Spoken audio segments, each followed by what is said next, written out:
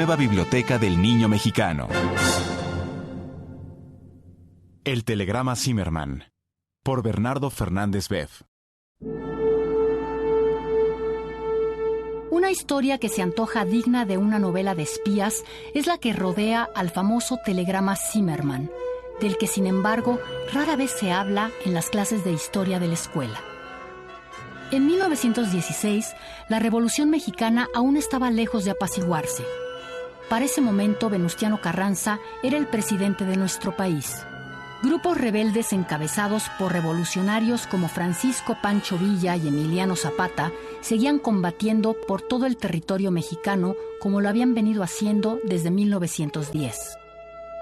Al otro lado del océano, las cosas no parecían más sencillas.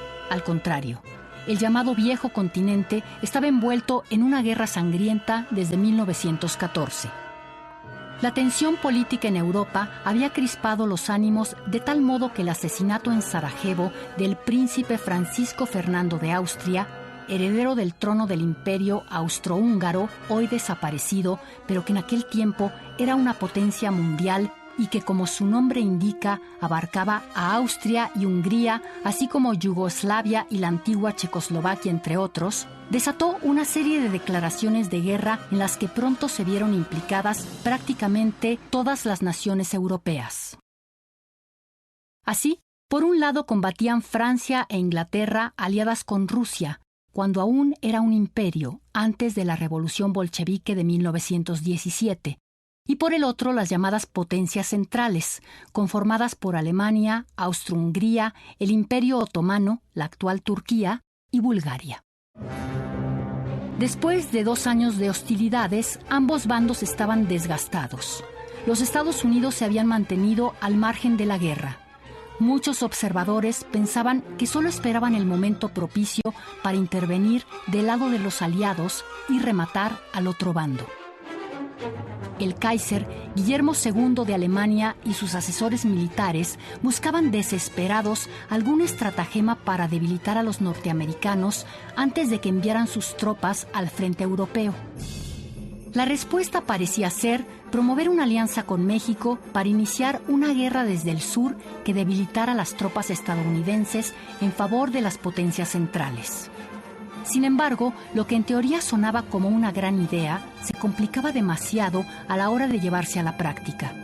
Concretamente, los alemanes no estaban muy seguros sobre quién era el líder mexicano al que debían contactar.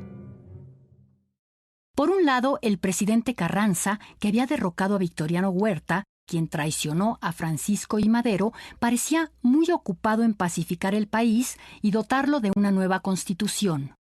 Por otro lado, Villa había pasado de ser un rebelde revolucionario a un bandolero perseguido por la ley, mientras que Huerta vivía exiliado en Barcelona, rumiando con amargura su derrota. Fue precisamente Victoriano Huerta a quien los agentes secretos alemanes buscaron primero. Enviaron una delegación a su casa en Barcelona para ofrecerle una alianza militar que le ayudara a vencer a Carranza para aliarse después con los alemanes contra los estadounidenses.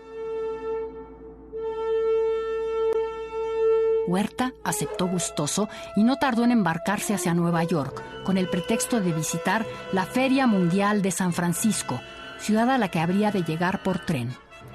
Desde el principio, los espías estadounidenses e ingleses vieron con desconfianza el viaje de Huerta. Sus sospechas fueron confirmadas cuando el exdictador se desvió en Kansas City hacia El Paso, Texas, con la intención de cruzar la frontera y rearmar a su ejército apoyado por los alemanes.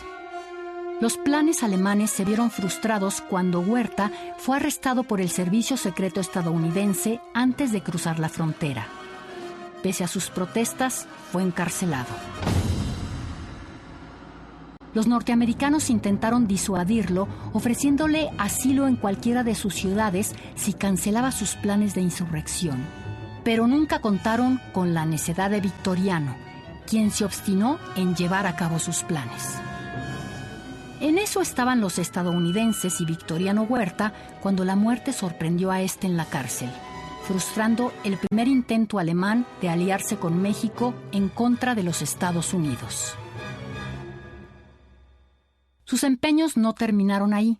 Quisieron acercarse a Villa, quien al principio los rechazó, pero tras la derrota de la batalla de Celaya mostró interés en escuchar las ofertas de los agentes alemanes sin comprometerse a nada.